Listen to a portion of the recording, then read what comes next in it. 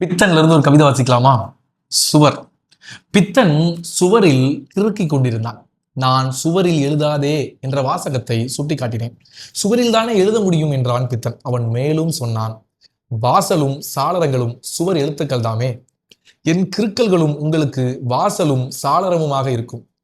எழுத்துக்கள் என்பது என்ன? அங்கீகரிக்கப்பட்ட கிறுக்கல்கள் தானே.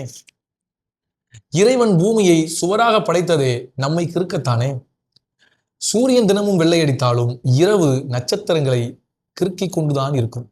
சூரியனின் சுண்ணாம்பை விட நட்சத்திர கிறுக்கல்கள் அல்லவா அழகானவை. என் கிறுக்கல்கள் நட்சத்திரங்களாகும்.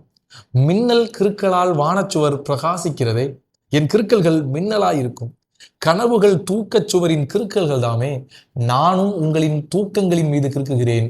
என் கிறுக்கல்கள் கனவுகளாயிருக்கும். உங்களால் படிக்க முடியாத போது எழுத்துக்களை கிறுக்கல்கள் என்கிறீர்கள். எழுத்துக்களால் எழுத முடியாத போது நான் திருத்துகிறேன்.